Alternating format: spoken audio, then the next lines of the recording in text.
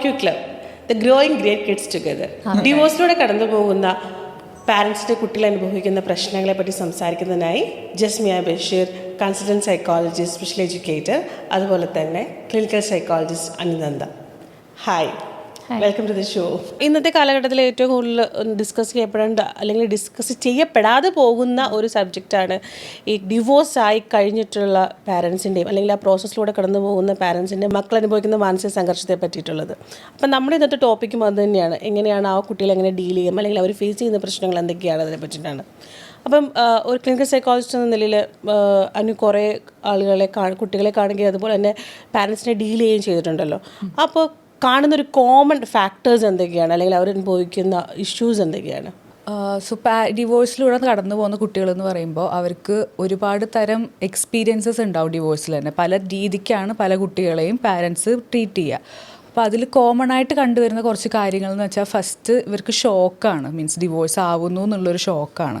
രണ്ടാമത്തെ കാര്യം anxiety features കാണാറുണ്ട് ചില കുട്ടികളിൽ. കാരണം അവരുടെ ഫ്യൂച്ചർ എന്താണെന്നുള്ളത് ഭയങ്കര അൺസർട്ടൈൻ ആണ്. അപ്പോൾ കുട്ടികൾക്ക് ഭയങ്കര പേടിയാണ്, ആരുടെ കൂടെ പോവും, എന്താവും എൻ്റെ ഫ്യൂച്ചർ, അങ്ങനെയുള്ള കുറേ ആങ്സൈറ്റി ഫീച്ചേഴ്സ് കുട്ടികളിൽ കണ്ടുവരാറുണ്ട്. പിന്നെന്ന് പറയുന്നത്, ഈ പ്രോസസ്സ് നടന്നുകൊണ്ടിരിക്കുന്ന സമയത്ത് കുട്ടികൾ അക്കാഡമിക്കലി ഭയങ്കര വീക്കാവും, സോഷ്യലി വിത്ഡ്രോ ചെയ്യാൻ തുടങ്ങും, ഭയങ്കരമായ സാഡ്നെസ് ഉണ്ടാകാൻ തുടങ്ങും. ഇവർ ഈ സോഷ്യൽ സിറ്റുവേഷൻസൊക്കെ വിത്ഡ്രോ ചെയ്യാൻ തുടങ്ങും, അവർക്ക് എങ്ങോട്ടും പോകാൻ ഇഷ്ടമില്ല, അങ്ങനത്തെ കുറേ കാര്യങ്ങൾ. പിന്നെയെന്ന് വെച്ചാൽ ഇവർക്ക് ഭയങ്കരമായൊരു ഗിൽട്ടൊക്കെ ചില കുട്ടികളിൽ കാണാറുണ്ട്. അതായത് അവരാണ് ഇതിനൊക്കെ കാരണം എന്നുള്ളൊരു തോന്നൽ. പിന്നെ ചില കുട്ടികളിലൊക്കെ ആണെങ്കിൽ പ്രോപ്പർലി ഡെവലപ്മെൻ്റ് ഉള്ള കുട്ടികളാണെങ്കിലും ചിലർ ബെഡ് വെറ്റിങ് പിന്നെ ചെയ്യാൻ തുടങ്ങും. അങ്ങനത്തെ റിയാക്ഷൻസൊക്കെ പലതായി കോമൺ ആയിട്ട് കുട്ടികളിൽ കാണുന്നൊരു കാര്യമാണ്. ഇതുപോലെ തന്നെ കോമൺ ആയിട്ട് കാണുന്ന പ്രശ്നങ്ങളെ മാതാപിതാക്കൾ തിരിച്ചറിയാറുണ്ടോ? അതായത് അവർ ഓൾറെഡി ഒരു ട്രോമയിലേക്കൂടെ ആയിരിക്കും കടന്നു പോയിക്കൊണ്ടിരിക്കുന്നത്, അല്ലെങ്കിൽ അവരൊരു സെൽഫ് ഹീലിംഗ് നടന്നിട്ടുണ്ടാവില്ല, അവർ സെറ്റിലായിട്ടുണ്ടാവില്ല, അവർ രണ്ട് രീതിയിലായിരിക്കും, ഡൈമെൻഷനിലായിരിക്കും പോയിക്കൊണ്ടിരിക്കുന്നത്. അപ്പോൾ ഈ കുഞ്ഞുങ്ങളുടെ ഈ പ്രശ്നങ്ങളെ അവർക്ക് റിയലൈസ് ചെയ്യാനുള്ള ഒരു കാര്യം നടക്കാറുണ്ടോ അവിടെ? മോസ്റ്റ്ലി എന്താ സംഭവിക്കുക, ഈ ഡിവോഴ്സ് പ്രോസസ്സ് നടന്നുകൊണ്ടിരിക്കുമ്പോൾ അവർ ഈ സൈക്കോളജിസ്റ്റിനെ കൺസൾട്ട് ചെയ്യും. പക്ഷേ അതൊരിക്കലും കുട്ടിക്ക് വേണ്ടി ആയിരിക്കില്ല.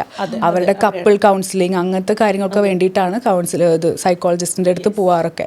കുട്ടീനെ ആരും ആ സമയത്ത് ശ്രദ്ധിക്കുന്നില്ല. കുട്ടിക്ക് എന്താണ് സംഭവിക്കുന്നത്, കുട്ടിയിൽ വരുന്ന മാറ്റങ്ങൾ, അതൊക്കെ ഭയങ്കരമായിട്ട് നമ്മൾ അധികം ശ്രദ്ധിക്കാതെ പോകുന്ന കുറേ കാര്യങ്ങളാണ്.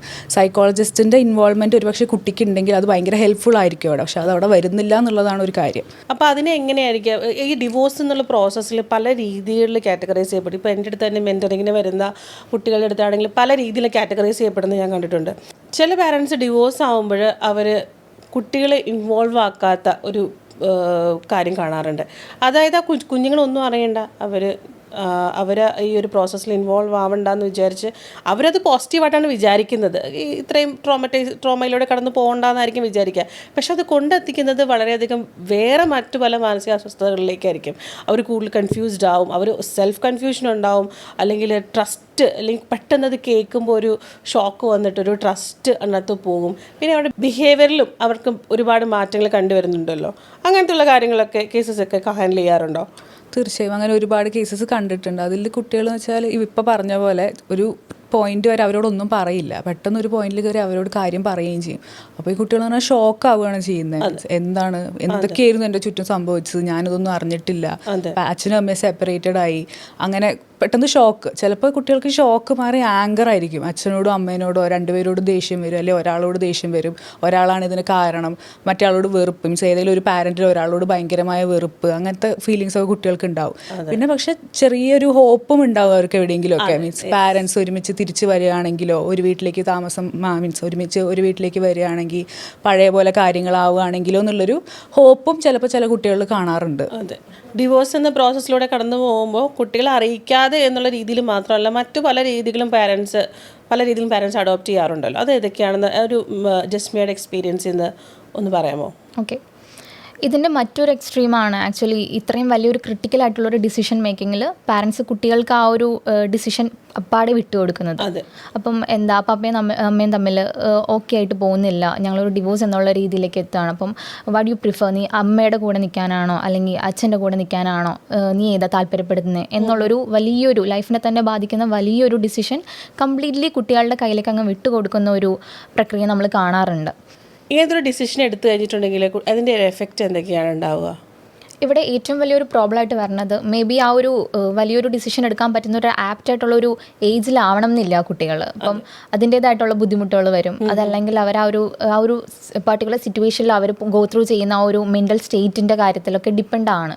അതായത് അവരങ്ങനെ ഒരു ഡിസിഷൻ എടുക്കുമ്പം അവരെ ലൈഫ് ലോങ് എഫക്റ്റ് ചെയ്യുന്നതാണ്. അപ്പം ഇത്തരം കാര്യങ്ങളൊക്കെ ഭയങ്കരമായിട്ട് നമ്മൾ ശ്രദ്ധിക്കേണ്ട ഒരു കാര്യമാണ്. ഇപ്പം സപ്പോസ് നമ്മളൊരു മെൻ്റൽ ഒരു സപ്പോർട്ടോ അല്ലെങ്കിൽ ഒരു പ്രൊഫഷണൽ ഹെൽപ്പൊക്കെ കുട്ടികൾക്ക് പ്രൊവൈഡ് ചെയ്യുകയാണെന്നുണ്ടെങ്കിൽ അതൊക്കെ കുട്ടികളുടെ ആ ഒരു ഡിസിഷൻ മേക്കിങ്ങിലോ അല്ലെങ്കിൽ ആ ഒരു പർട്ടിക്കുലർ സിറ്റുവേഷനിൽ അവരെ ഒത്തിരി ഹെൽപ്പ് ചെയ്യും.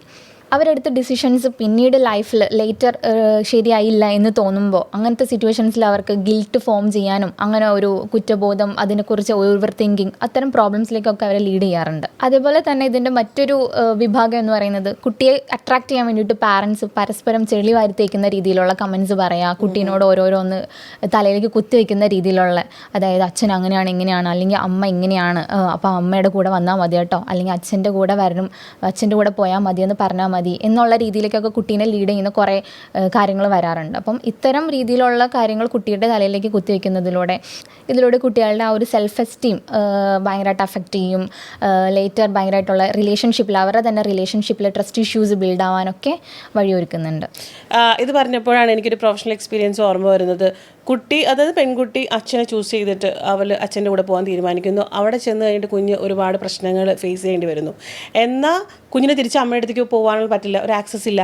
അപ്പോൾ എന്ത് ചെയ്യാൻ പറ്റും എന്നുള്ള ഒരു കുട്ടി അത് തന്നെ സഫോക്കേറ്റ് ചെയ്ത് പുള്ളിക്കാരിയുടെ ഒരു മാനസികമായിട്ടുള്ള ബുദ്ധിമുട്ടൊക്കെ അനുഭവപ്പെടുന്ന ഒരു കേസ് നമ്മുടെ അടുത്ത് വന്നിട്ടുണ്ടായിരുന്നു.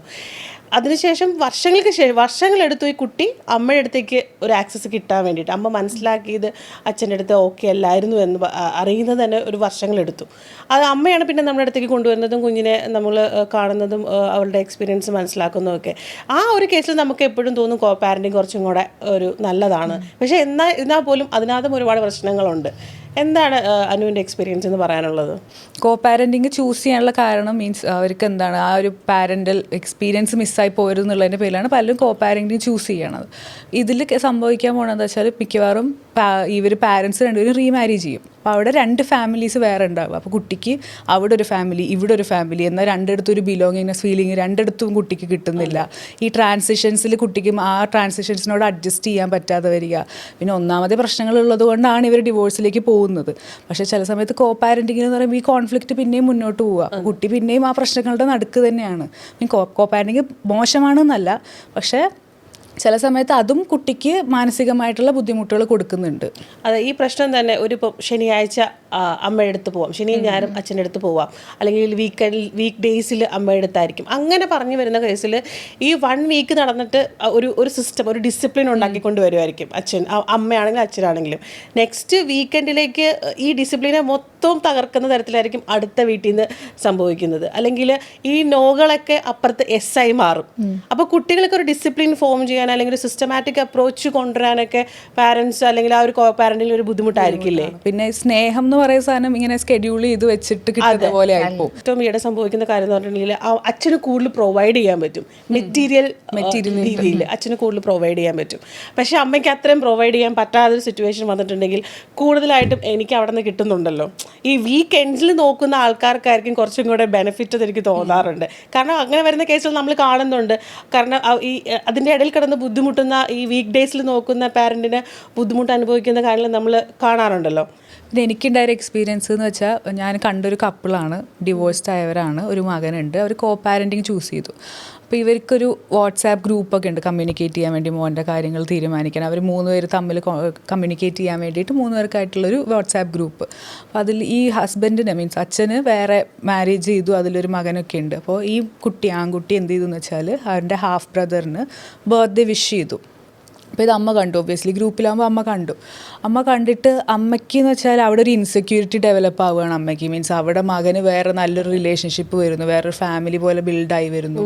അച്ഛനാണെങ്കിലും അതിന് ഒരുപാട് എൻകറേജ് ചെയ്യുന്നു, അതിനുവേണ്ടി എഫേർട്സ് എടുക്കുന്നു. അപ്പോൾ അമ്മയ്ക്ക് ഭയങ്കര ഇൻസെക്യൂരിറ്റി, അമ്മയ്ക്ക് ഇതൊന്നും ചെയ്യാൻ പറ്റുന്നില്ല എന്നുള്ളൊരു ഇൻസെക്യൂരിറ്റി. അപ്പോൾ ഇവിടെ എന്ന് വെച്ചാൽ ഈ അമ്മ മകനെ റെസ്ട്രിക്റ്റ് ചെയ്യണം. അത് കാരണം മീൻസ് അങ്ങനെയൊന്നും ചെയ്യേണ്ട, എന്തിനാണ് അവിടെ അങ്ങനെ റിലേഷൻഷിപ്പ് ഡെവലപ്പ് ചെയ്യണം, അങ്ങനെയൊക്കെ പറഞ്ഞിട്ട് റെസ്ട്രിക്റ്റ് ചെയ്യാണ്. ശരിക്കും പറഞ്ഞാൽ അവിടെ റെസ്ട്രിക്ഷൻ വരുന്നത് കുട്ടിയുടെ ഇമോഷണൽ ഗ്രോത്തിനാണ്. ഇമോഷണലി ആണ് ആ അമ്മ കുട്ടീനെ റെസ്ട്രിക്റ്റ് ചെയ്യുന്നത്. അപ്പോൾ ഇങ്ങനെ കോ പാരൻറ്റിങ് ചൂസ് ചെയ്യുമ്പോൾ കുട്ടിക്ക് വേണ്ടി എന്നുള്ള രീതിയിൽ ചുമ്മാ ചൂസ് ചെയ്യല്ലാതെ ഞാനതിന് കേപ്പബിൾ ആണോ, എൻ്റെ പാർട്ട്ണർ മീൻസ് ഓപ്പോസിറ്റുള്ള ആൾ അതിന് കേപ്പബിൾ ആണോ നോക്കിയിട്ട് വേണം നമ്മൾ കോ പാരൻറ്റിങ് ചൂസ് ചെയ്യാൻ. എല്ലാവരെ കൊണ്ടും ചെയ്യാൻ പറ്റുന്നൊരു കാര്യമല്ല. അതിന് നമുക്കൊരു ഇമോഷണൽ ഇൻ്റലിജൻസ് അങ്ങനത്തെ കുറച്ച് കാര്യങ്ങളൊക്കെ ഉണ്ട് അതിന്. ഡിവോഴ്സായ പാരൻസിൻ്റെ മക്കൾക്ക് എന്തായാലും ഒരു ഹെൽപ്പിൻ്റെ ആവശ്യമുണ്ട്. എങ്ങനെയാണ് പ്രൊവൈഡ് ചെയ്യാൻ നമുക്ക് പറ്റുന്നത്? ഇവിടെ നമുക്ക് ചെയ്യാൻ പറ്റുന്ന ഒരു കാര്യം, ഇത്തരം കുട്ടികൾക്ക് ആ ഒരു ഓപ്പൺ സ്പേസ് അല്ലെങ്കിൽ അവരുടേതായിട്ടുള്ള മെൻ്റൽ സിറ്റുവേഷൻസ്, അവരുടേതായിട്ടുള്ള ഇമോഷണൽ തോട്ട്സിനൊക്കെ ഒന്ന് ഓപ്പൺലി ഡിസ്കസ് ചെയ്യാനും അവർക്ക് കുറച്ചും കൂടി കംഫർട്ടബിൾ ആയിട്ട് അല്ലെങ്കിൽ നോൺ ജഡ്ജ്മെൻ്റലി അവരെ കേൾക്കാനുള്ള ഒരു ഓപ്പൺ സ്പേസ് അവർക്ക് പ്രൊവൈഡ് ചെയ്യുക എന്നുള്ളതാണ്. അവരെ പല കാര്യങ്ങളിലും ഒന്ന് കൺസിഡർ ചെയ്യുക, അവർക്കൊരു അക്സെപ്റ്റൻസ് കൊടുക്കുക എന്നതൊക്കെ അവരുടെ ആ ഒരു മെൻ്റൽ ഹെൽത്തിനെ ഒത്തിരി തന്നെ പ്രൊമോട്ട് ചെയ്യുന്നുണ്ട്. അവരെ കൂടി ഒന്ന് കൺസിഡർ ചെയ്യാനൊക്കെ എപ്പോഴും ശ്രദ്ധിക്കുന്നത് നല്ലതായിരിക്കും. അതുപോലെ തന്നെ ഇപ്പം പപ്പയും അമ്മയുടെയൊക്കെ അഡ്വൈസ് ഉണ്ടാവും. അതായത് ഇപ്പം ഡിവോഴ്സ്ഡ് ആയി എന്നുള്ളൊരു കാര്യം സ്കൂളിൽ അറിയരുത്, പാരൻസ് ടീച്ചേഴ്സിനെ അറിയിക്കരുത്, അല്ലെങ്കിൽ ഫ്രണ്ട്സിൻ്റെ അടുത്തൊന്നും പറയരുതെന്നൊക്കെ. അതുപോലെ തന്നെ ഇത്തരം അഡ്വൈസൊക്കെ കേൾക്കുമ്പോൾ കുട്ടികളും ശരിക്കും പറഞ്ഞു കഴിഞ്ഞാൽ കോൺഷ്യസ് ആവുകയാണ്. ഓക്കെ, ഇത്തരം കാര്യം ഞാൻ ഫ്രണ്ട്സൊക്കെ ആയിട്ട് ഷെയർ ചെയ്യുകയാണെന്നുണ്ടെങ്കിൽ മേ ബി എന്നെ അവർ അവോയ്ഡ് ചെയ്യും. ആ ഒരു പിയർ ഗ്രൂപ്പിൽ നിന്നുള്ള ഒരു പ്രഷേഴ്സിൻ്റെ ഒക്കെ കാര്യങ്ങൾ ഓർത്തിട്ട് കുട്ടികൾ ഇതൊക്കെ ശരിക്കും പറഞ്ഞു കഴിഞ്ഞാൽ മറച്ചു വെക്കുന്ന പല സിറ്റുവേഷൻസും വരാം. പക്ഷേ ഇങ്ങനത്തെ കാര്യങ്ങളൊക്കെ വരുമ്പോൾ ആക്ച്വലി അവരുടെ റിയാലിറ്റിയും അവരുടെ ആ ഒരു കാര്യങ്ങൾ തമ്മിൽ ഭയങ്കര ഒരു ഡിഫറൻസ് വരും. അതായത് റിയാലിറ്റി ഒരു സ്ഥലത്ത് നിൽക്കുക, അവർ മറ്റ് പല കാര്യങ്ങളായിട്ട് അത് കവറപ്പ് ചെയ്യുക, ഇത്തരം കാര്യങ്ങളൊന്നും ആരായിട്ടും ഷെയർ ചെയ്യാതെ കംപ്ലീറ്റ്ലി അങ്ങ് ഉൾവലിഞ്ഞു പോകുന്ന രീതിയിലുള്ള പ്രോബ്ലംസ് അവരിൽ കാണാറുണ്ട്. ഡിവോഴ്സ് എന്ന പാരൻസ് ഏറ്റവും കൂടുതൽ കാണുന്നത് അവർക്ക് പ്രൊവൈഡ് ചെയ്യുക അതാണ്. കാരണം ഫുഡ് പ്രൊവൈഡ് ചെയ്യുക, അല്ലെങ്കിൽ സ്പേസ് പ്രൊവൈഡ് ചെയ്യുക, അല്ലെങ്കിൽ ആരുടെ കൂടെ നിൽക്കുക എന്നതിനപ്പുറം ഒരു ഇമോഷണൽ വാലിഡേഷൻ കംപ്ലീറ്റ്ലി ആ ഒരു ഇല്ലാതായി പോകുന്നൊരു സിറ്റുവേഷനാണ് ഇപ്പോൾ കണ്ടുവരുന്നത്. അതിലൂടെ ഇമോഷണൽ വാലിഡേഷൻ ഇല്ലാതാവുന്നതിലൂടെ ഒരു മാനസിക ബുദ്ധിമുട്ടുകളും അല്ലെങ്കിൽ ഒരു വൈകല്യങ്ങൾ എന്ന് തന്നെ പറയാം അല്ലേ, മാനസിക വൈകല്യങ്ങളിലേക്കും പേഴ്സണാലിറ്റി ഡിസോർഡറിലേക്കും അല്ലെങ്കിൽ അങ്ങനെയൊക്കെയുള്ള പ്രശ്നങ്ങളിലേക്ക് പോകാനുള്ള ചാൻസസ് കൂടുതലായിട്ട് വരുന്നുണ്ട്. അതുകൊണ്ട് തന്നെ പാരൻസ് അവരുടെ ഇമോഷണലി അവരെ വാലിഡേറ്റ് ചെയ്ത് അവർക്ക് വേണ്ടുന്ന കാര്യങ്ങൾ ചെയ്തു കൊടുക്കണം എന്നാണ് നമുക്ക് തോന്നുന്നത്. അപ്പം അത്തരം കാര്യങ്ങൾ കൂടി നമ്മൾ പാരൻസ് ശ്രദ്ധിക്കേണ്ടതുണ്ട്.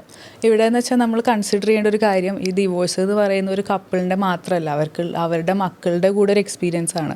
എന്ത് ഹെൽപ്പ് എടുക്കുകയാണെങ്കിൽ സൈക്കോളജിക്കലായിട്ടുള്ള ഹെൽപ്പൊക്കെ എടുക്കുമ്പോൾ നമ്മൾ കുട്ടികളെയും കൂടെ കൺസിഡർ ചെയ്യണം. കാരണം അവരുടെ ഫ്യൂച്ചറും അവരുടെ ഫ്യൂച്ചറിലേക്ക് ഇതിനൊരു ഇമ്പാക്റ്റ് ഉണ്ടാവുന്നുണ്ട്. ഇപ്പോൾ പറഞ്ഞ പോലെ ഡിവോഴ്സായ പാരൻസിൻ്റെ കുഞ്ഞുങ്ങളുടെ ഇമോഷനെ വാലിഡേറ്റ് ചെയ്യാൻ പലപ്പോഴും ശ്രദ്ധിക്കാറില്ല മാതാപിതാക്കൾ. സൈക്കോളജിക്കലുള്ള ഇഷ്യൂസിനെ ശ്രദ്ധിക്കാറില്ല. അപ്പം അതുപോലെ തന്നെ ഇമോഷനെ വാലിഡേറ്റ് ചെയ്ത് അവരുടെ ഒരു മെറ്റീരിയലിസ്റ്റിക് പെർസ്പെക്റ്റീവിനെ മാത്രം സാറ്റിസ്ഫൈ ചെയ്യാതെ അവരുടെ സൈക്കോളജിക്കൽ പെർസ്പെക്റ്റീവിനെയും സോഷ്യൽ പെർസ്പെക്റ്റീവിനെയൊക്കെ സാറ്റിസ്ഫൈ ചെയ്തിട്ട് വേണം ഈ ഒരു ഡിസിഷനിലേക്ക് ഓരോ പാരൻറ്റും എത്താൻ. ഈ വിഷയങ്ങൾ ഇതുകൊണ്ട് അവസാനിക്കുന്നില്ല. 4Q ക്ലബ്ബിൽ പാരൻസിനെ കുറിച്ചും കുട്ടികളെക്കുറിച്ചും കൂടുതൽ സംസാരിക്കാൻ നമുക്ക് വീണ്ടും കാണാം.